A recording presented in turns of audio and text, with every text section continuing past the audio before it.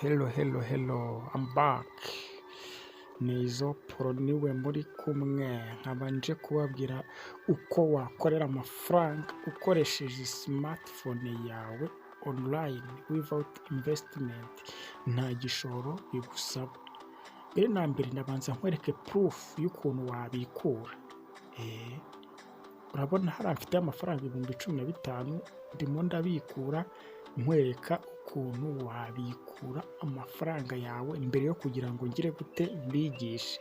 Kora subscribe, ukore like, ukore muri comment, ibyo utari busobanukirwe ndahari ngo ngusubize ako kanya neza cyane. Urabona ko nkoze cash out, ndabikuye ayo nari mfiteho 15 n'andi hasigaye ahangahe 0. Ndizera ko ubu wabibonye.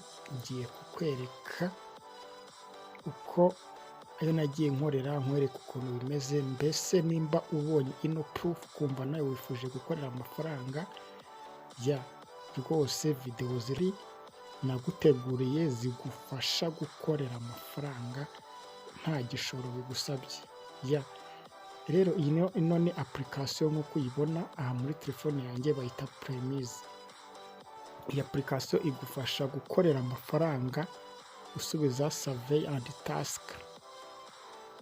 Rero nukurikirana video zanjye neza uzabasha gukorera amafaranga menshi afatika ukoresheje ino application.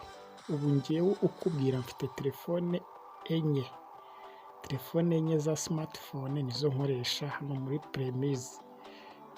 Rero nawe ukurikije uko urayibona uziprogarama umenye uko wayikoresha. Ubu muri 2022 nta kwicara, ni ugukorera amafaranga. Umuhanzi yararimbye ngo ntawanga ijana murindi. Ngira ngo urabibona rwose, aya ni amatasika mba nakoze yabaye completed. Nawe niba utarayikoresha bigutera amatsiko. Tuje hano kuri payment, aha hasi nk'uko ubibona nyine hano tuno tuntu twose nzagenda ntubigisha. Urabona ko ari hejuru mfite 6,100 n'andi. Tuje hano kuri cash out history, turahakanda turebe ese historique yagiye imeze gute, nagiye mbikuza gute. Dore muri uno mwaka maze kubikuzamo 2. Urabona mu yindi myaka uko nagiye mbikuza buri kwezi ngenda mbikuzamo inshuro nyinshi, ngira ngo urimo uragenda ubibona scrolling up and down. Tugeze mu kwa 7, turimo turamanuka mu kwa 5, mu kwa 4, mu kwa 3, mu kwa 2, mu kwa mbese urabona ko hano hantu harimo amafaranga kandi nawe wayakorera nta gishoro bigusabye. Niba uzi ko ufite smartphone yawe, ni ugukorera. Reba dukore cash out. Ureba hano ushobora gukoresha MTN Rwanda cyangwa se Coinbase. Njye nahisemo kwikoreshereza Coinbase, nibyo binyorohera. Nawe wakoresha choice yawe kuko MTN Rwanda ari amayinite, mu gihe Coinbase bayaguha ari Bitcoin. Rero tugiye kubikuza biriya 6,150 kuko kubikuza ni instant. Ako kanya umara gukanda withdraw cyangwa cash out yakugezeho kuri Coinbase account yawe. Making sure ko wafunguye Coinbase account, kuko iyo ugiye kubikuza bagusaba kubanza kuyifungura. Tukandi hano next ni ukwemeza ko ibyo twakoze ari byo tugakomeza. Ahangaha bakwereka iyo ugiye kubikuza na email ugiye kuyabikuzaho. Iyo ubonye ari byo ukanda cash out hano hasi, then ukagira gute ugahita ubikuza.